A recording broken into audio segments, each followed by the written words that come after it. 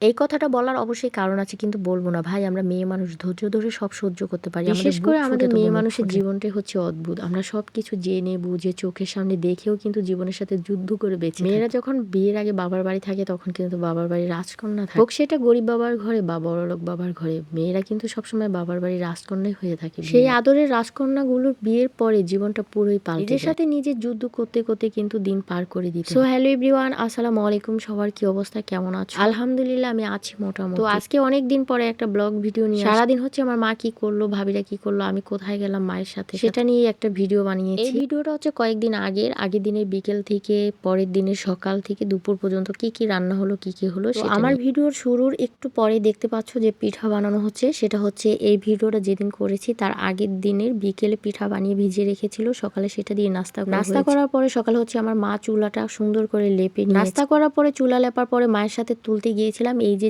লাল শাকগুলো রান্না করা হচ্ছে, এই শাকগুলো সকালে। এরপরে শাক তুলে বাসায় আসার পরে আমার ভাবি হচ্ছে সব কেটে ধুয়ে গুছিয়ে রেডি করে দিয়েছে। আমার আব্বু হচ্ছে বাজার থেকে ফ্রেশ ফ্রেশ তাজা মাছ পাঠিয়েছিল, সেইগুলো হচ্ছে কেটে রেখেছে। আমরা যখন শাক তুলতে গেছি তখন আমার ভাবি কেটে রাখছে, সেই ভিডিও আর করতে পারিনি কাটার। আর আমি একটা রিলস ভিডিও দিয়েছিলাম যে এই কাজটা আমার মা সবসময় করে, ভাত রান্না শেষে ভালো পরিষ্কার একটা পাতিলে ভাত রেখে কিছুক্ষণ চুলার উপরে রেখে দেয়, এতে করে ভাত নষ্ট হয় না, পরের দিন সকাল পর্যন্ত একদম অনেক ভালো থাকে। লাল শাক ভাজি করে নিয়েছে, এখন লাল শাক ভাজির সাথে একটা ভর্তা খাবে, সেই জন্য ভর্তা বানিয়ে নিয়েছে। ভর্তাটা হচ্ছে লাউয়ের বিচি, কাঁচামরিচ, ধনিয়া পাতা, রসুন, পেঁয়াজ দিয়ে হচ্ছে ভেজে নিয়েছে, শিলপাটায় বানানো হবে। এরপর হচ্ছে একটা মশলা ভেজে নিল, ওটা হচ্ছে বেটে তারপর হচ্ছে তরকারিতে দেওয়া হবে। এখন হচ্ছে রান্না হচ্ছে ডাল। আমার মায়ের সবজি বাগানে একদম ফ্রেশ তাজা লাউ দিয়ে লাউয়ের ডাল রান্না করা হচ্ছে। তোমরা কি লাউয়ের ডাল কেউ খাও কিনা অবশ্যই জানাও। লাউ দিয়ে বেশি করে ধনিয়া পাতা দিয়ে ডাল রান্না করলে কিন্তু খেতে অনেক মজা লাগে। শীতের সময় ভাই যাই রান্না করে না কেন এত বেশি মজা লাগে, এত বেশি মজা লাগে। আরো যদি হয় মাটির চুলার রান্না, ফ্রেশ ফ্রেশ নিজেদের হাতে লাগানো টাটকা সবজি, ফ্রেশ মাছ,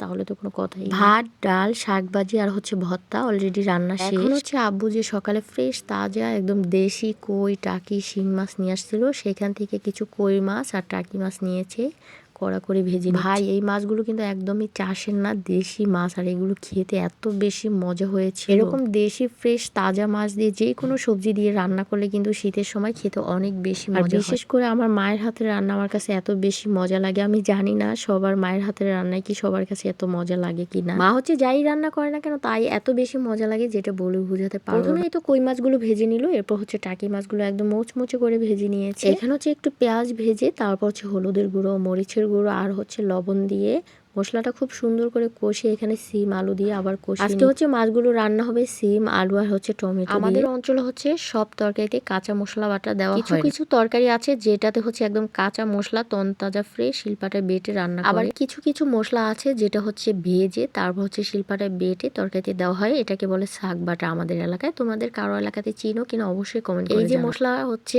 গোলানো হচ্ছে, এটা হচ্ছে শিলপাটায় বেটে নিয়েছে, এখন হচ্ছে দিয়ে দিয়েছে। এই মশলাটা কিন্তু শুরুতেই ভেজে নিয়েছিল, শিলপাটায় বেটে এখন হচ্ছে দিয়ে দিচ্ছে, এটার নাম হচ্ছে শাক বাটা। এই মশলাটা ভেজে শিলপাটায় বেটে তরকারিতে দিলে কিন্তু তরকারির টেস্টটা অনেক ভালো আসে, তবে সব তরকারিতে কিন্তু তো ফাইনালি সিম আলু আর হচ্ছে টমেটো দিয়ে দেশি একদম তাজা ফ্রেশ মাছ দিয়ে রান্না করা হয়েছে। তরকারির কালারটা জাস্ট দেখো কত সুন্দর হয়েছে, বেশি করে ধনিয়া পাতা দিয়েছে। তো আজকের মতো এই পর্যন্তই, সবাই ভালো থাকো, সুস্থ থাকো, আল্লাহ।